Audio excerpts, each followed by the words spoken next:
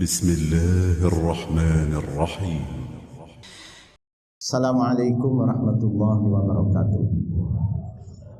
Alhamdulillahirabbil alamin, wassalatu wassalamu ala asyrafil anbiya wal mursalin nabiyina Muhammadin wa ala alihi wa sahbihi ajma'in. Subhanaka la ilma lana illa ma 'allamtana innaka antal alimul hakim.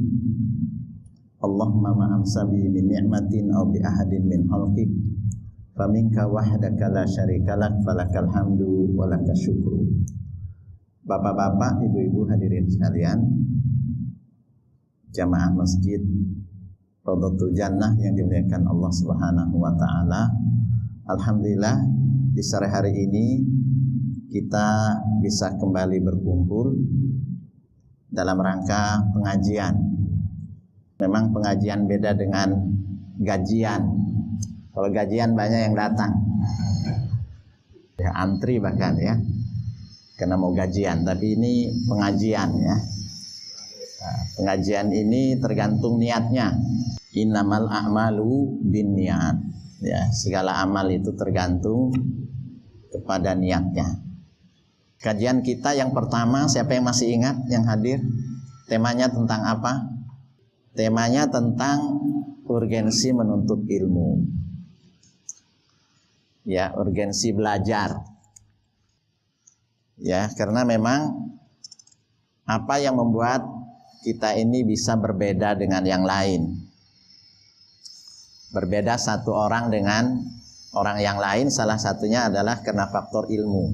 Allah berfirman, yarfa'illahu alladhina amanu minkum walladhina utul ilma darajat. Allah mengangkat derajat orang yang beriman di antara kalian, walladhina utul ilma, dan orang-orang yang diberikan ilmu. Nah, oleh karena itulah tadi saya menyampaikan apa beda gajian dengan pengajian. Ya, pengajian itu menuntut ilmu. Yang sebetulnya menuntut ilmu itu sebagaimana yang sudah kita bahas di sini sebelumnya adalah memperlancar, mempermudah jalan kita untuk menuju surga. Man salaka tariqan yaltamisu fihi ilman sahhalallahu lahu bihi tariqan ilal jannah. Barang siapa meniti jalan, nah semuanya tadi itu niti jalan, semuanya berjalan ke sini kan. Tatkala kita meniti jalan, yaltamisu fihi ilma, nyari ilmu, maka Allah akan menggampangkan baginya jalan untuk menuju surga. Ya, nah itu janji kepada orang yang menuntut ilmu. Kajian kita yang kedua, sebulan yang lalu berarti, tentang apa? Ya, Islam sebagai manhajul hayah, ya, bahasa Arabnya way of life katanya. Jalan hidup. Kita mengulang kembali karena ada sebagian yang barangkali absen beberapa waktu yang lalu. Ya, di sini ada pokok bahasan mengetahui kesempurnaan Islam. Jadi seandainya Islam itu abjad, A sampai Z, ya, alif sampai ya, maka mari kita pelajari dia. Pelajari Islam alif sampai ya-nya. Mari pelajari Islam itu A sampai Z-nya. Jangan ngambil A-nya saja. Jangan hanya beberapa huruf yang kita pelajari, tapi ambil seluruhnya. Allah berfirman dalam surah Al-Baqarah ayat 208, ya ayyuhalladzina amanu udkhulu fisilmi kafatan. Wahai orang-orang yang beriman, masuklah ke dalam Islam secara kafah. Apa yang dimaksud dengan kafah? Ada 3 hal yang termasuk kategori kafah. Ini sebelum kita memasuki kajian kita tentang employee of Allah tadi. Jadi begini, kafah nomor 1 itu adalah kafatakum, jami'akum, masuklah ke dalam Islam itu keseluruhan kalian. Antumnya itu harus keseluruhannya masuk ke dalam Islam. Siapakah antum? Antum itu adalah saya, istri, anak, bapak, ibu, jami'an. Ya, berarti tugas kita adalah bagaimana mendakwahkan kalau ada antum-antum di dalam keluarga kita yang belum muslim. Karena diminta adalah udhulu. Nah, masuk ke dalam Islam jami'akum, keseluruhan kalian. Nah, disinilah lalu kemudian menjadi lahan dan ladang bagi kita untuk berdakwah. Itu kafah yang nomor 1, jami'an, kafataku. Lalu kafah yang kedua adalah kafatal ahwal. Ya, kafatal ahwal. Ahwal itu sudah jadi bahasa Indonesia, hal ihwal. Hal ihwal. Masuklah ke dalam Islam bagaimanapun hal ihwalmu. Nah, gitu ya. Bagaimanapun hal ihwalmu. Nah, hal kita dari waktu ke waktu itu mengalami perubahan. Betul atau tidak? Kondisi kita ini dari waktu ke waktu kan mengalami perubahan. Tapi jangan sampai perubahan apapun yang terjadi pada diri kita membuat kita lepas dari Islam. Karena yang diminta adalah udkhulu fisilmi kafatal ahwal. Masuklah ke dalam Islam bagaimanapun kondisimu. Nah, kita ini berubah dari waktu ke waktu kondisi kita. Ya, ada yang jomblo di sini? Ada kayaknya ya. Jadi hal kita tatkala kita masih jomblo, kan begitu kan? Tolong jaga Islam. Tolong rawat Islam tatkala engkau sendirian. Karena hal kita berganti dari waktu ke waktu. Nah, orang setelah jomblo ngapain? Ya pasti berpikiran menikah, kan gitu ya. Berarti halnya lalu berubah dia. Asalnya sendirian jadi berdua. Asalnya tidur jadi meniduri, kan beda. Asalnya tidur dia, tapi kemudian kalau berdua kan jadi meniduri. Kondisinya jadi berubah. Nah, tolong tatkala kita itu sudah menikah, jangan lepas Islam dalam keluarga itu. Sehingga ada istilah begini. Dulu waktu saya masih kuliah, saya aktivis. Tapi setelah saya menikah dengan kesibukan saya dalam keluarga, ya itu sudah menjadi masa lalu saya. Saya sudah tidak lagi menjadi aktif dalam Islam. Berubah dia. Sehingga itu semua jadi nostalgia. Gak boleh begitu. Lekatkanlah Islam itu udhulu fisilmi kafah, ya, kafatal ahwal. Kondisi kita berubah-ubah. Akhirnya orang ini menikah. Kenapa kok dia sudah jarang ke masjid? Oh, dia kan sudah punya tanggungan keluarga. Loh, memang kalau sudah punya tanggungan keluarga enggak ke masjid? Oh, kan beda, dia udah sibuk. Dia udah punya istri. Dia udah punya suami.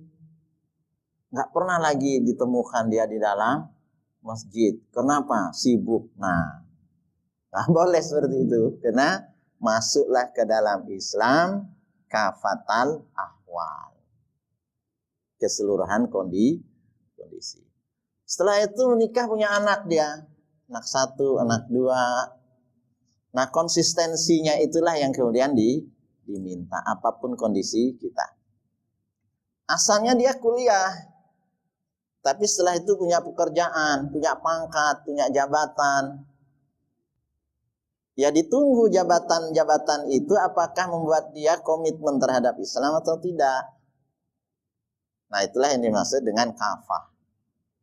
Ya, kafatal ahwal, keseluruhan kondisi kita. Nah, banyak lalu kemudian orang tidak istiqomah. Nah, karena itu dalam Islam yang dipersoalkan itu bukan keislaman kita, Yang dipersoalkan itu bukan persoalan keimanan kita.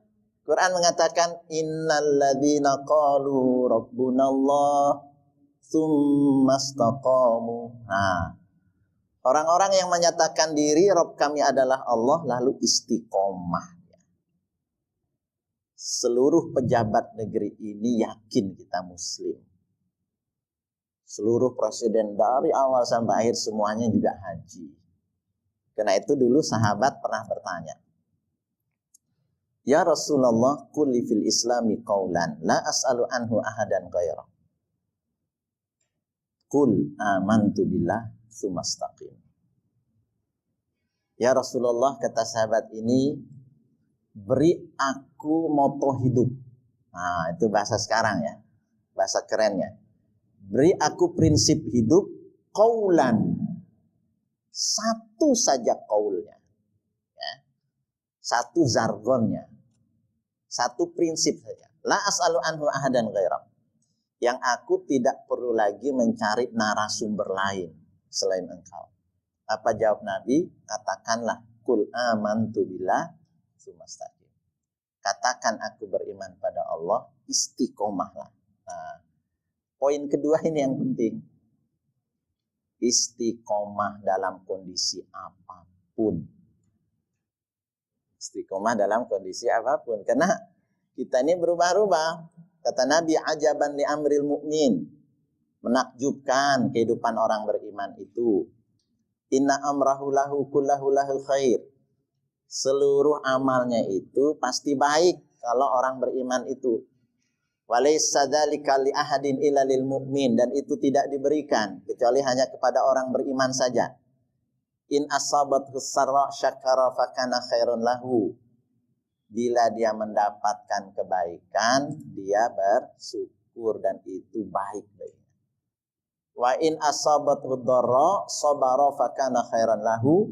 Bila dia mendapatkan hal yang madarat, hal yang tidak enak, musibah, bencana, sobaro, maka dia bersabar, dan itu adalah sikap yang baik baginya. Nah, kita hanya dikasih dua opsi. Tatkala posisi kita beriman, sabar dan syukur. Ada gadis cantik sekali, menikah dengan laki buruk sekali mukanya. Bukan buruk, tapi tidak ganteng. Menikah dia. Yang laki ini tidak melihat calon, tapi dia percaya saja bahwa yang dia nikah itu perempuan. Itu saja. Dia yakin. Karena itu dia nggak lihat. Karena dia paham dirinya buruk rupa. Karena itu dia nitip sama ustadznya, yang penting perempuan. Itu saja. Setelah akad baru dia lihat. Malam pertama kaget dia. Ternyata istrinya ini adalah orang tercantik di kampung itu yang gak pernah kebayang sebelumnya.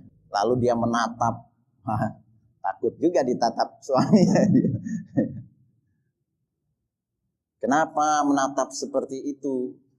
Ya, saya gak nyangka kalau dapat wanita secantik bidadari. Targetnya sih gak muluk-muluk, cuma perempuan. Nanti kayak bidadari. Nah, apa kata istrinya? Kita insya Allah akan segera masuk surga. Wah, tambah kaget lagi dia. Apa pasalnya? Nah, apa kata istrinya? Engkau harus banyak bersyukur mendapatkan istri cantik seperti diriku, dan aku harus banyak bersabar dapat suami seperti engkau. Dan tempat bagi orang yang sabar dan bersyukur itu sama-sama surga. Jadi begitu. Jadi kondisi ini berubah. Dulu suami istri pasti kencang-kencang semua kulitnya. Tapi setelah punya anak 1, 2, 3 dan seterusnya berubah kan ya. Nah, gimana komitmen keluarga ini dalam membangun keislaman? Nah, itulah yang dimaksud dengan masuklah ke dalam Islam secara kafatal ahwal. Kafah itu kafatal ahwal. Nah, yang ketiga adalah kafatas syara'i. masuklah ke dalam Islam keseluruhan syariatnya. Itu yang saya sampaikan di awal. Abjad, A sampai Z, alif sampai ya. Jangan milih nun saja. Kenapa nun? Karena nikah. Wah, gitu ya. Saya mau masuk Islam karena membolehkan poligami. Waduh. Ya betul juga sih. Tapi Islam juga berjihad, Islam juga sholat tahajud, Islam juga qiyamul lail, kan gitu. Islam juga perjuangan, Islam juga sedekah. Masuk ke wilayah Islam itu secara total. Nah, yang kita ingin bahas pada sore hari ini yang ketiga, apa sih employee itu? Abdun bahasa Arabnya, hamba. Kita ini sebagai hamba Allah. Pegawai, employee itu kan pegawai. Nah sekarang begini, pasti Bapak Ibu ini bekerja, kalau kita bekerja sama orang, status kita apa jadinya? Pegawai. Pegawai bagi perusahaan itu. Ya kan begitu. Nah sekarang, apa sih tugas dan tanggung jawab sebagai pegawai? Kita kalau ngantor, bisa nggak kita semaunya? Nggak bisa. Nggak bisa semaunya kita sebagai seorang pegawai. Pokoknya perusahaan bilang atau kantor bilang masuk jam 7. Kita pasti berusaha untuk tepat waktu jam 7 kita harus datang, bahkan sebelumnya, lalu absen. Lalu di saat kita berada di dalam pekerjaan itu, kita ingin bekerja sebaik mungkin, semaksimal mungkin, agar sesuai dengan apa yang diminta oleh perusahaan. Kita nggak ingin langgar.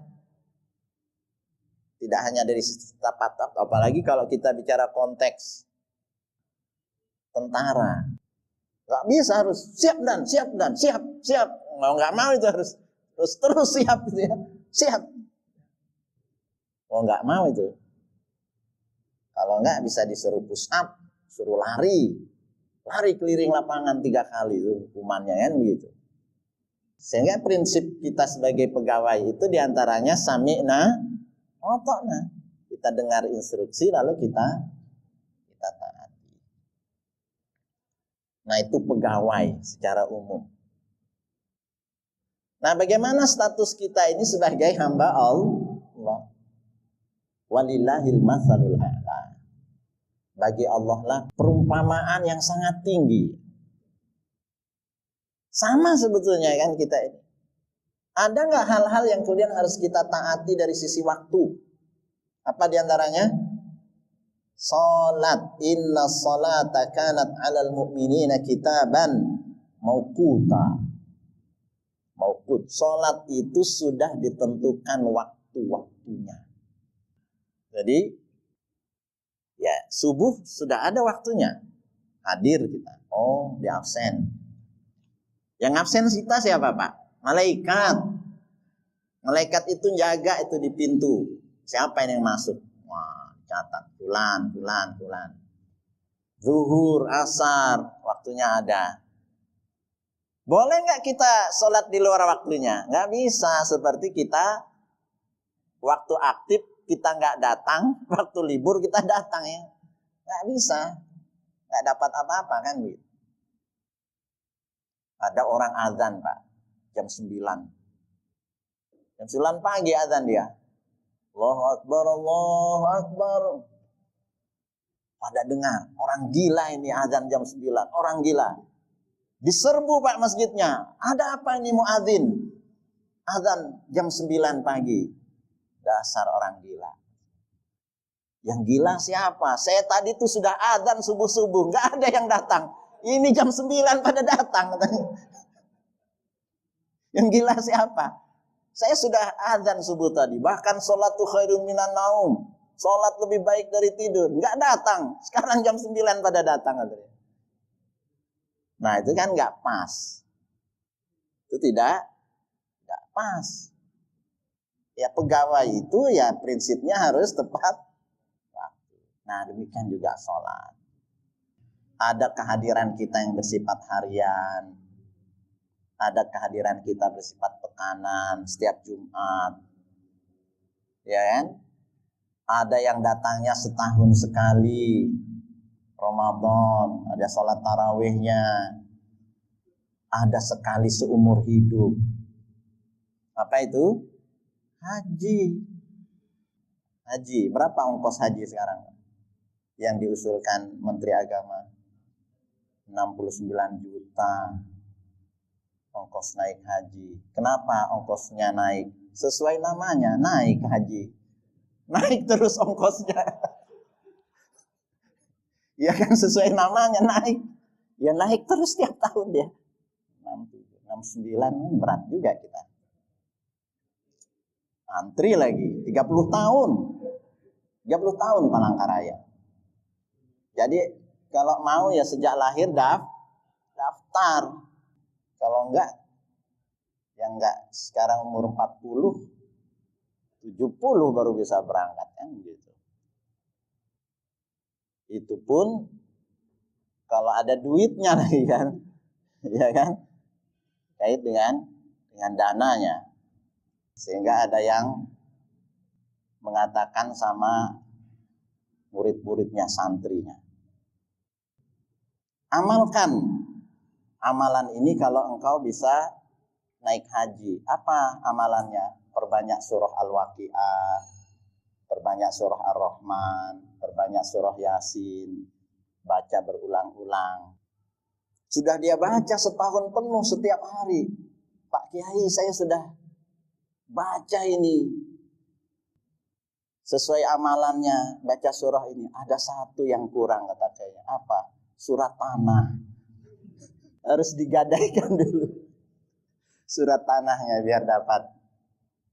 Betul enggak itu? Ya tetap aja nggak usah berangkat. Jadi sekali lagi itulah hidup sebagai pegawai itu tidak bisa sembarangan. Kita harus mengikuti perintah. Kita harus ikut instruksi. Ya, demikian juga Allah meminta kepada kita sebagai hamba Allah. Tidak bisa sembarangan. Apalagi sejak awal kita hidup ini dipatok. Jadi tidak boleh kita semau-maunya. Nah itu rujukannya itu Ad-Dzariyat ayat 56. Kira-kira apa itu? Ayat yang populer terkait dengan penciptaan kita itu adalah untuk beribadah. Nah, wa ma khalaqtul jinna wal insa illa liya'budun. Tidaklah aku ciptakan jin dan manusia kecuali dalam rangka beribadah kepadaku. Nah itu sejak awal dipatok kita ini. Gak bisa kita milih, saya ingin yang lain. Enggak. Kalau diciptakan itu untuk ibadah. Nah oleh karena itulah dulu para ulama mengarang kitab. Ibnu Taimiyah itu punya buku namanya Ubudiyah. Hakikat penghambaan. Yusuf Qaradawi punya buku namanya Al-Ibadatu fil Islam.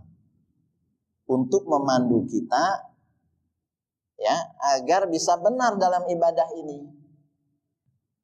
Terkait dengan ibadah ritual. Jadi ibadah itu ada yang terkait dengan ritus namanya, ritual.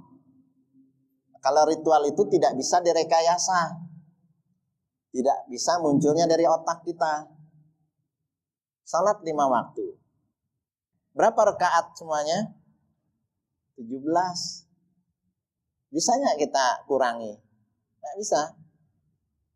Kenapa ya sholat subuh itu 2 rakaat, sholat zuhur 4 rakaat, sholat maghrib 3 rakaat?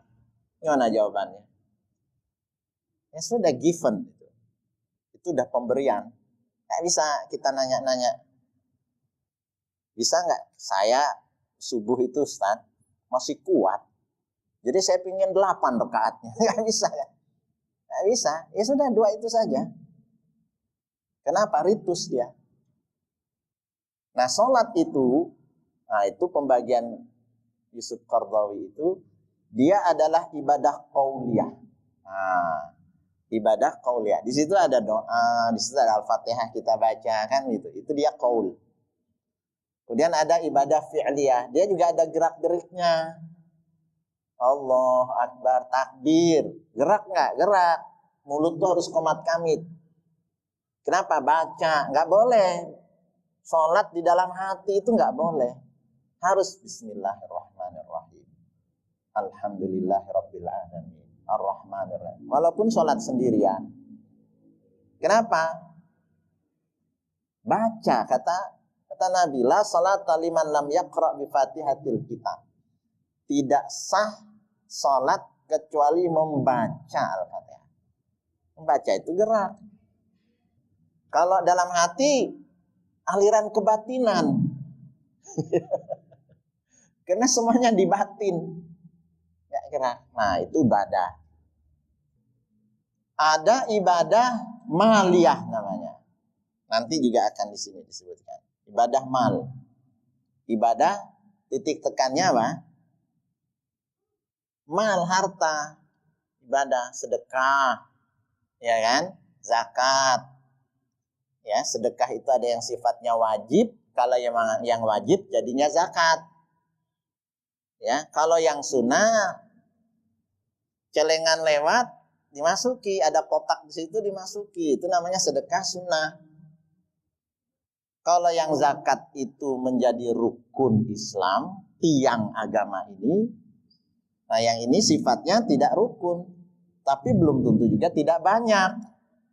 Karena bisa saja orang sedekahnya jauh lebih banyak dari zakatnya. Apalagi sekarang ada istilah wakaf produktif. Bagaimana kalau orang nggak ada duitnya? Bukan berarti dia tidak bisa sedekah. Dia bisa sedekah senyum, kalimah thayyibah, ucapan yang baik, tasbih, sedekah, takbir, sedekah, tahmid, tahlil.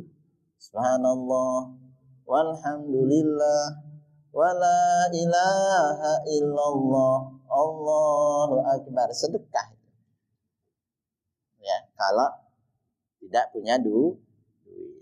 Nah, jadi kalau lagi tidak punya duit, banyak-banyak senyum. Senyumnya jadi sedekah. Kok senyum terus? Ya nggak punya duitnya terus. Berarti ya nggak apa-apa daripada sudah nggak punya duit, tidak pernah senyum. Nah, itu ibadah maliyah. Nah, yang luar biasa, puasa. Saya tanya sekarang, puasa itu ibadah apa? Kalau tadi kan zakat itu keluar duit, sholat takbir pakai mulut, baca Al-Fatihah pakai mulut, ada sujud, ruku, ada geraknya. Tapi kalau puasa apa? Jadi kata Ibnul Qayyim, puasa itu ibadah yang unik. Kenapa? Tidak ada yang kita kerjakan. Karena itu, apa definisi puasa? As-shaumu lughatan al-imsak. Puasa secara bahasa nahan. Apa pekerjaan orang nahan? Ya nggak ada. Bapak sekarang nahan kentut, ya nggak tahu saya. Nahan kantut ibu-ibunya di belakang. Nggak ada pekerjaan orang yang menahan itu. Cuma ada rentang waktunya dia menahan itu dari terbit fajar hingga terbenam matahari. Dia nahan. Nah, yang ditahan itu karena pekerjaan yang nggak ada kan? Yang ditahan itu apa? Makan. Jadi siang ada makanan lewat, dia tahan saja. Waduh, panas-panas, es cendol, wah ditahan, kan gitu. Habis itu lewat makanan, nah ditahan makanan dan minuman. Minuman tadi, sekarang makanan lewat, sate, rendang, apa lewat dia dapat ditahan. Nah itu menahan makan, menahan minum dan berhubungan suami istri. Lewat istrinya, wah kan ditahan kan gitu. Walaupun pengantin baru, itu istrinya sendiri, apalagi istri orang. Nah dan itu berlangsung dari terbit fajar hingga terbenam matahari. Nah, itu ibadah. Kita sebagai hamba Allah maksudnya apa? Beribadah itu ciri hamba Allah. Itu ciri hamba Allah itu. Employee, pegawai Allah, ciri utamanya sholat. Penghambaan. Karena itu apa? Ya, dalam hadis disebutkan, yang amat disenangi dari seorang hamba itu kondisi tatkala dia banyak bersujud. Kondisi sujud itulah kondisi di saat orang amat sangat disukai dan dicintai oleh Allah Subhanahu wa taala. Banyak sujud. Ya berarti banyak ibadahnya. Karena itu dulu salah satu cucu dari Ali bin Abi Thalib itu saking banyak sujudnya diberi gelar As-Sajjad. Imam As-Sajjad. Saking banyak sujudnya. Saking banyak ibadahnya.